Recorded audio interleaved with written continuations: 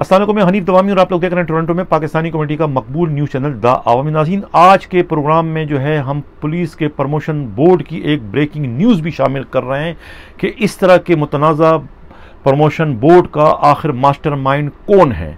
इस सिलसिले में जो है एस्टेब्लिशमेंट डिवीज़न के एक इंतहाई काबिल एतमाद ज़राए का ये कहना है कि इस बोर्ड के क़याम से मुतालिक जो समरी एस्टेब्लिशमेंट डिवीज़न ने ख़ुद प्राइम मिनिस्टर सेक्रेटरीट को भिजवाई थी, उस समरी में बोर्ड के मेंबर की हैसियत से ख़ुद मोटरवे के IG कलीम इमाम का नाम भी शामिल था। लेकिन प्राइम मिनिस्टर के प्रिंसिपल सेक्रेटरी आज़म खान ने अपने ही दस्ते मुबारक से जो है कलीम इमाम का नाम काट कर उनकी जगह पर जो है AD ख्वाजा का नाम मेंशन कर दिया था और वही समरी जो है पर बाद में प्राइम मिनिस्टर को भिजवा दी जाती है और प्राइम मिनिस्टर एक टेम्पर शुदा जो है समरी को अप्रूव कर देते हैं।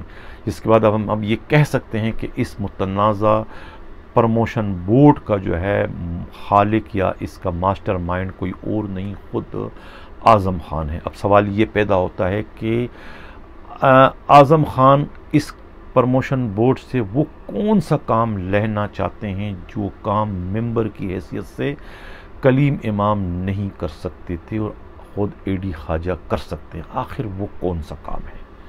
अब अगर हम इसकी गहराई में जाएं तो अब ये बात भी सवाल भी पैदा होता है कि हमेशा जब भी प्रमोशन बोर्ड्स का सिलसिला शुरू होता है तो सबसे पहले जो है ग्रेड 22 के लिए बोर्ड तश्कील दिया जाता है और उसके बाद ग्रेड 20 से 21 और उसके बाद 19 से 20 और इस तरीके से बोर्ड बनाए जाते हैं। लेकिन अब के बार जो है ग्रेड 22 का जो बोर्ड है वो खुद प्राइम मिनिस्टर के एक ट्वीट के ज़रिए उसको डिले करा दिया गया। आखिर उसको डिले कराने की नौबत या ज़रूरत क्यों पेश आई? अगर वो बोर्ड पहले बन जाता तो यकीनन उस बोर्ड के नतीजे में जो है खैबर पख्तूनख्वा के IG मुअज़्ज़म जा अंसारी ग्रेड 22 में चले जाते, उस बोर्ड के ज़रिए इनाम गनी ग्रेड 22 में चले जाते, उस बोर्ड के ज़रिए ख़ुद राय ताहिर जो हैं बलूचिस्तान के IG वो ग्रेड 22 में चले जाते हैं और ख़ुद पंजाब के भी IG ग्रेड 22 में चले जाते हैं। यानी कि उन सब को जो है अगले ओहदों में प्रमोशन का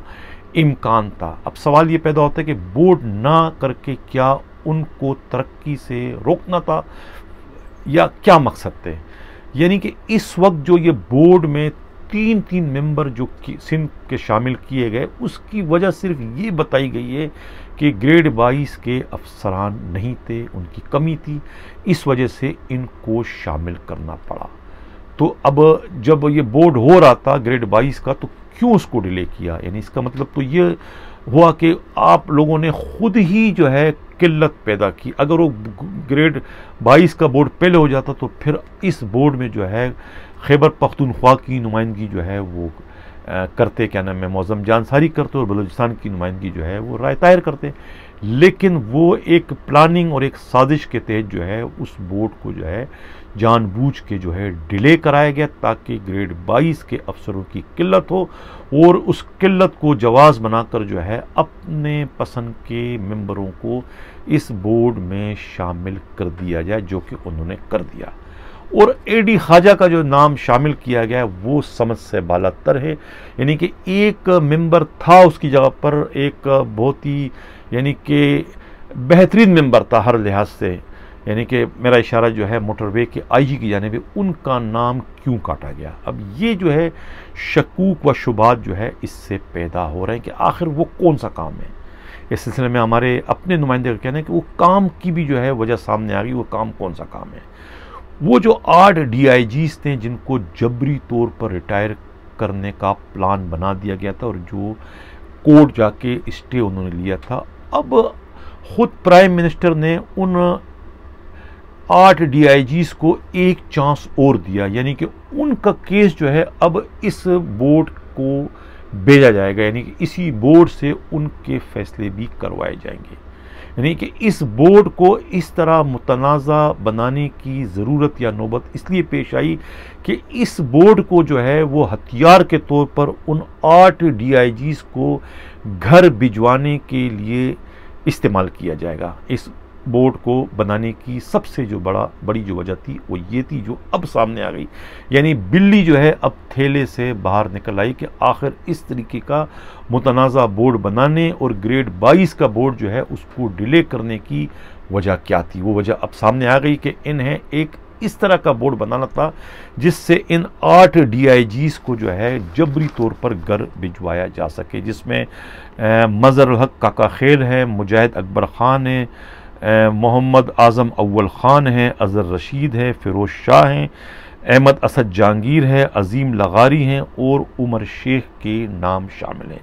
हैरत की बात है कि वो जो DIGs हैं उनके जो मुखालिफिन हैं वही इस बोर्ड के मेंबर हैं, यानी अज़हर रशीद और फ़िरोज़ शाह को जो तहफ़्फ़ुज़ात हैं वो एडी ख्वाजा से हैं। इसी तरीके से जो है अहमद असद जहांगीर है, उनके जो तहफ़्फ़ुज़ात हैं वो खालिक दाद से हैं, खालिक दाद भी इस बोर्ड के मेंबर हैं। इसी तरीके से उमर शेख जो हैं वो भी इस बोर्ड को फेस करेंगे। मतलब ये तमाम जो है ये जो बोर्ड को फेस करने जा रहे हैं इनके मेंबरों से तहफ़्फ़ुज़ात और जिनसे तहफ़्फ़ुज़ात है उन्हीं से उनके आप फैसले करवाने जा रहे हैं। अब इनको दो दफ़ा आपने सुपरसीड कर दिया है, यानी सुपरसीड करने में भी जो है कवायद और ज़वाबित का ख्याल नहीं रखा गया, यानी कि अगर सुपरसीड इनको 2019 और 2020 में किया है, अगर आप एक किसी को सुपरसीड करते हो तो आप 1 साल का उसमें गेप देते हो, लेकिन यहाँ पर कोई गेप नहीं दिया गया, यानी कि 19 के बोर्ड में भी इनको कंसीडर किया गया था और 2020 के बोर्ड में कंसीडर किया। तो ये एक बहुत बड़ा वैलिड किस्म का एतराज़ बनता है इस बोर्ड पर, और ये बोर्ड अब उन्हीं के जो है फैसले करने जा रही है 20 सितंबर को। तो फैसला तो ज़ाहिर है कि नविश्ता दीवार है कि क्या फैसला आएगा। फैसला यही आएगा कि इनको घर भिजवाना है, और इसी मकसद के लिए जो है खुद बोर्ड के जो मास्टर माइंड हैं उन्होंने इस किस्म का बोर्ड तश्कील दिया ताकि वो जो उससे काम लेना चाहे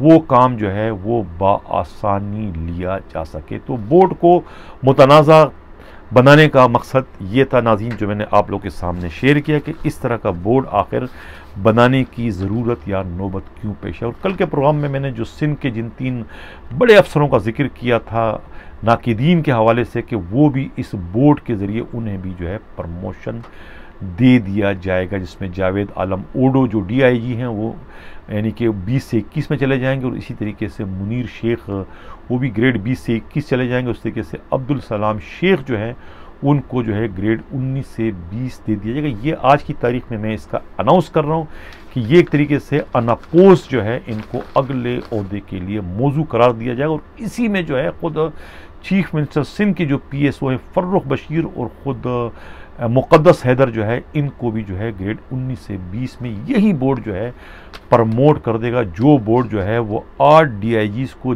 जबरी तौर पर घर भेजेगा, वही बोर्ड जो है वो इनके साथ फेवर करते हुए उनको जो है अगले ओहदों के लिए मौजू करार देगा। तो ये एक साजिश है। बोर्ड जो है वो एक अपना हथियार के तौर पर जो है उसको इस्तेमाल किया जा रहा है, और यही नतीजा आएगा जो कि मैं आज व्यूअर आपके सामने पेश करूं।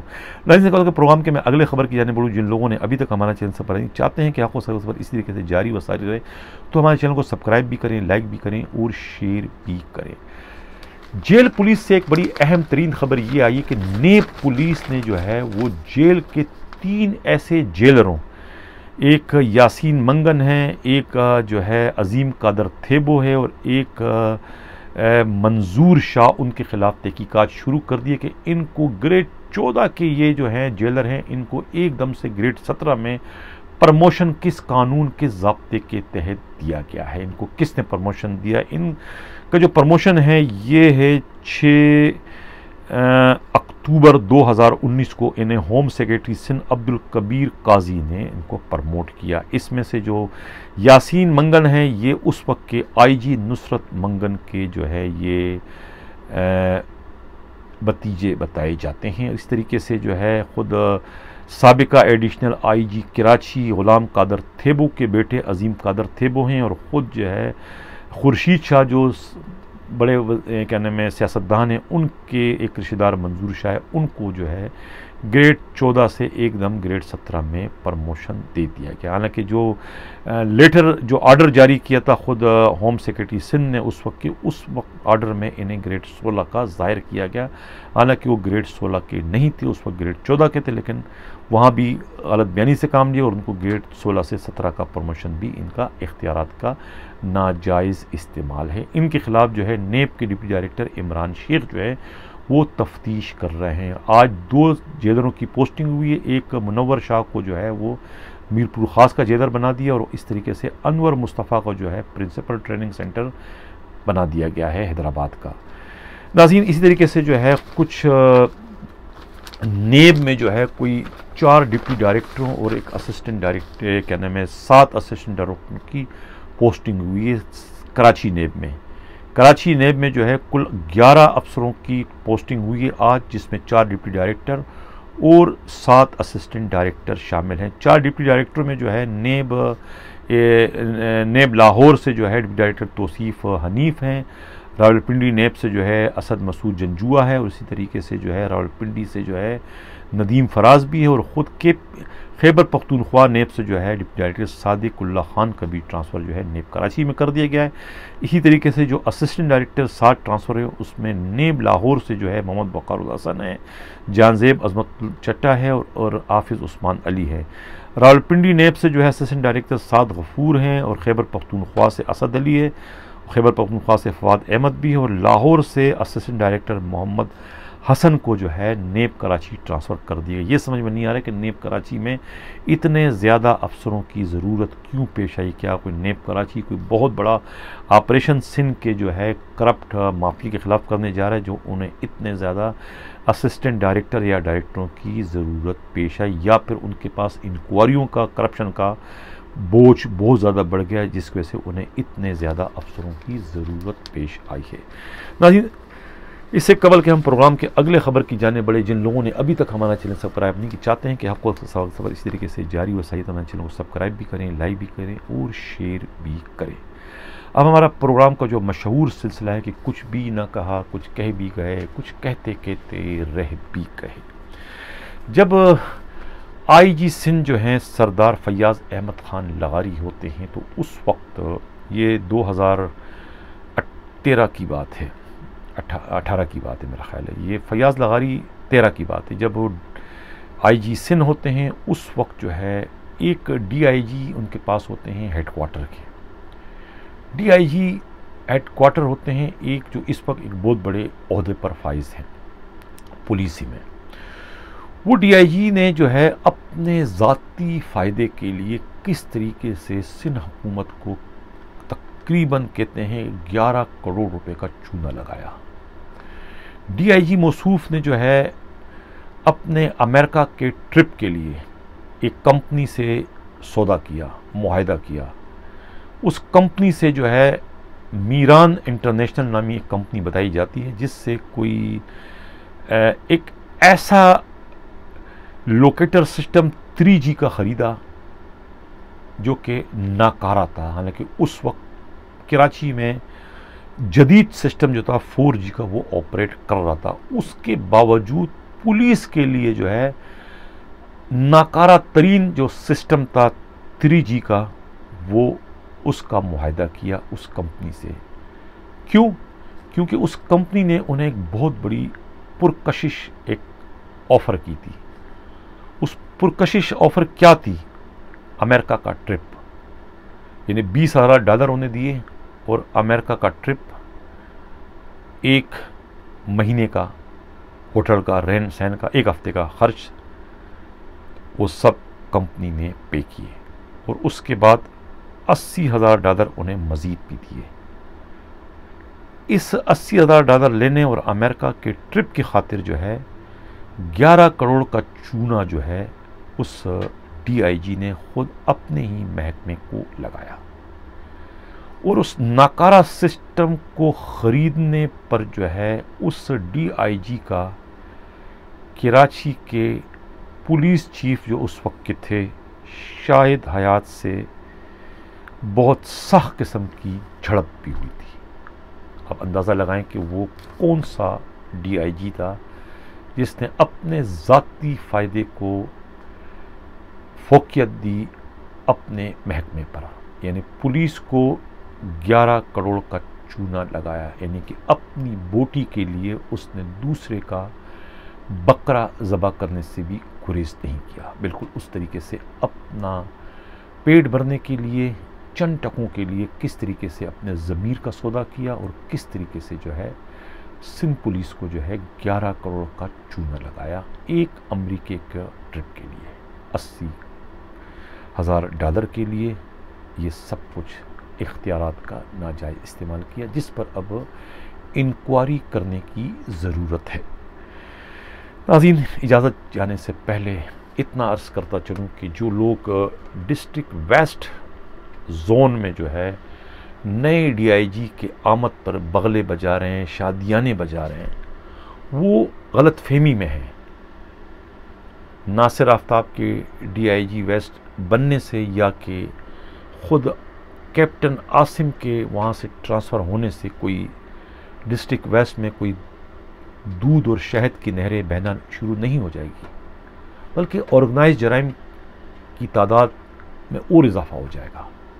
यानी जितने अड्डे इस वक्त चल रहे थे खुद आसिम कायम खानी के डीआईजी होते हुए, अगर फ़र्ज़ करो कि 1000 अड्डे चल रहे थे तो वो 1000 से बढ़कर अब 3000 या 4000 हो जाएंगे। इसलिए कि अब इस वक्त डिस्ट्रिक्ट या वेस्ट जोन में जो है स्टेक होल्डर एक नहीं, दो नहीं, 4-5 आ गए हैं। जब खाने वाले 4-5 आ जाएंगे तो ज़ाहिर है कि उन्हें माल ज़्यादा चाहिए। यानी पहले अगर 1000 अड्डे थे तो अब जो है ज़्यादा स्टेक होल्डर होने की वजह से अड्डों की तादाद में भी इजाफा हो जाएगा। इसलिए नए डीआईजी के आने पर जो है हवाई फायरिंग या खुशियाँ या मिठाइयाँ बांटने की ज़रूरत नहीं है, बल्कि अब तो अड्डे और बढ़ जाएंगे। हाँ, एक फ़ायदा ज़रूर होगा उन हरामखोरों को जो कि अड्डे चला रहे हैं, रिश्वतें ले रहे हैं, इख्तियारात का नाजायज़ इस्तेमाल कर रहे हैं, वो अब उनके ख़िलाफ़ कोई महकमाजाती कार्रवाई नहीं होगी, अब वो सस्पेंड नहीं होंगे, अब वो डिसमिस नहीं होंगे। जिस तरीके से 2 धारी तलवार जो है वो ख़ुद आसिम कायम खानी ने उठा रखी थी और इस तरह की शिकायतें आने पर जो है वो बग़ैर किसी उसके जो है मुलाजमीन को डिसमिस कर दिया करते थे, अब वो सिलसिला नहीं होगा। लेकिन उसके बरक्स जो है ऑर्गेनाइज जराइम के अड्डे पहले के मुकाबले में कई गुना ज़्यादा बढ़ जाएंगे और ये अब आप लोगों को खुद नज़र आएगा कि एक थाने के हदूद में अगर 20 अड्डे चल रहे थे तो अब वहाँ पर 40 अड्डे चलना शुरू हो जाएंगे, 50 अड्डे चलना शुरू हो जाएंगे। इसलिए कि अब स्टेक होल्डर जो है वो बढ़ चुके हैं, खाने वाले जो है हरामखोर अब बढ़ चुके हैं, अब पेड़ भी बड़े आ चुके हैं और तादाद भी बढ़ चुकी। तो इसका सीधा सीधा जो नतीजा यही निकलेगा कि अड्डों की तादाद में इजाफा हो जाएगा और ख़ुद हमारे ग़ुलाम नबी मेमन का भी काम बढ़ जाएगा और वो भी अब आईआर जो है कुछ ज़्यादा ही जो है वेस्ट जोन से मुतालिक निकालने पर मजबूर हो जाएंगे। इसलिए कि मामलात जो है वो अब पहले जैसे नहीं, अब कुछ तब्दील होने जा रहे हैं। इसी के साथ इजाज़त चाहता हूँ। अल्लाह हाफ़िज़।